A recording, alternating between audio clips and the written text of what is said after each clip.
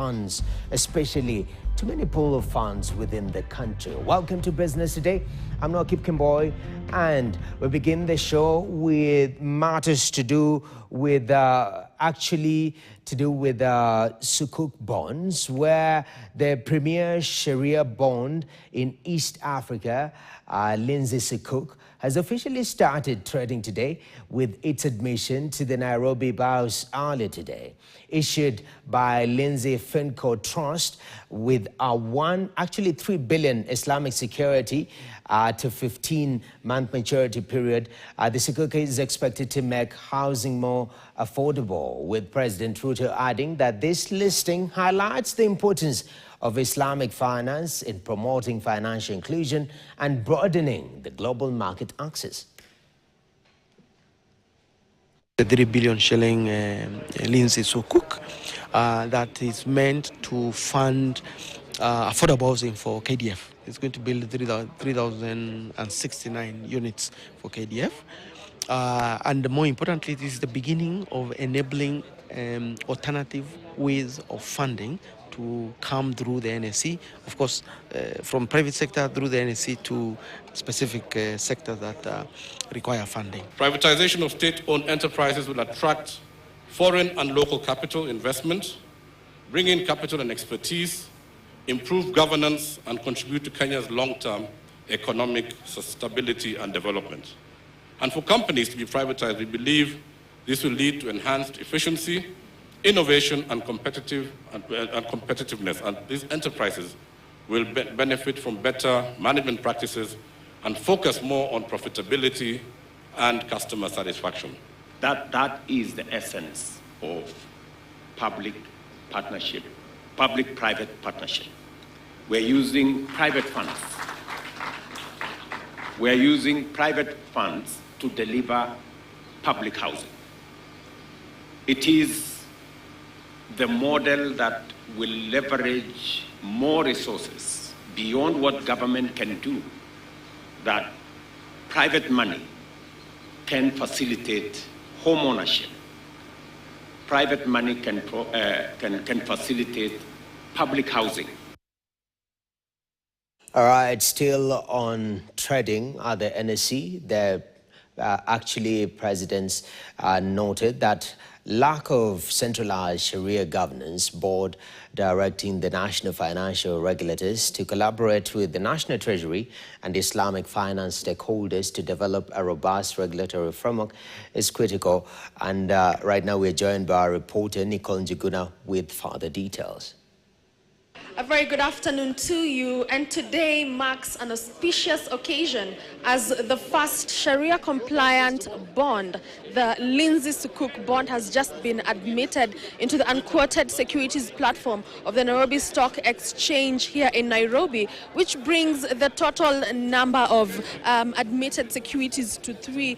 And I know you're wondering, what is a Sukuk? And very quickly, a Sukuk is the Islamic equivalent of a conventional bond. And this initiative is expected to attract long-term investors as well as enhance affordable housing in the country, as this specific Sukuk is expected to plug in to the affordable housing program and ensure the availability of affordable houses for the public.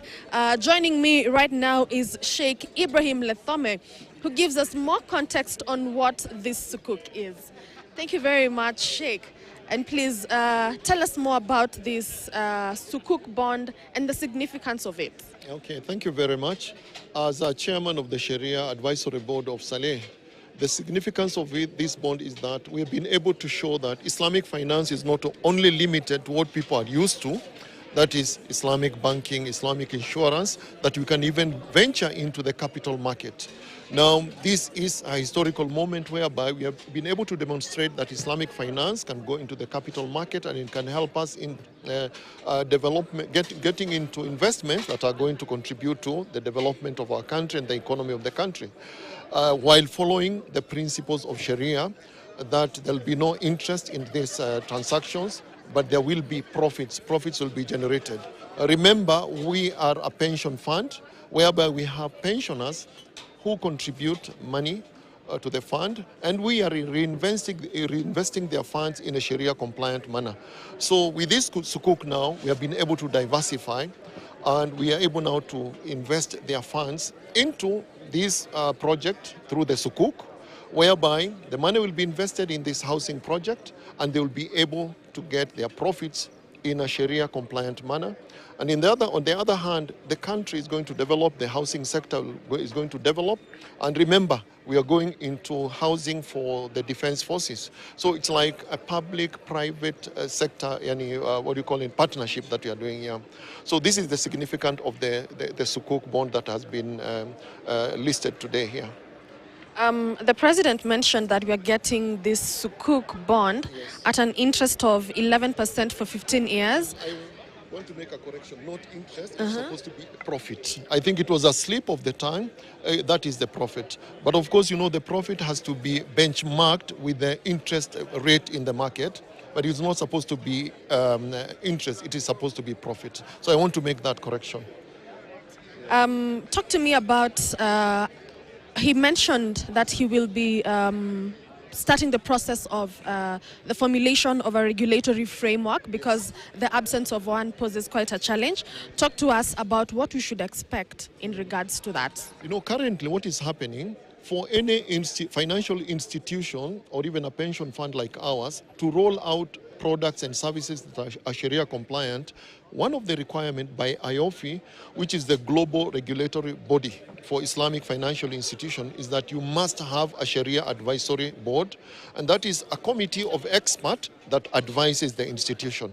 Now, the individual institutions like CPF Saleh, we serve there, myself, Dr. Shakul and Dr. Mwanakitina, and other institutions also, they have their own Sharia committee bodies. But we want now a national one at the national level. So what the president is talking about is that at the national level, we need a body that is going to regulate the other Sharia committees within the specific specific institutions that are offering Islamic finance. So we shall have the structure as at the national level, we have the Sharia Advisory Board working at the same level with the central bank at the regulatory level. And then we'll have individual institutions having their own committees, just like Saleh has its committee. So the committees, the Sharia committees within specific institutions will be accountable and answerable to the National Sharia Board. That is what he said. And we've been looking forward for that, and we do hope we're going to realize that soon. Thank you very much and congratulations. Thank you. All right.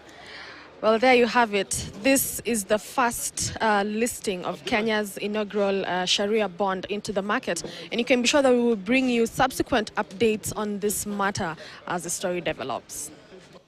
Thank you very much, Nicole Njuguna, for that update.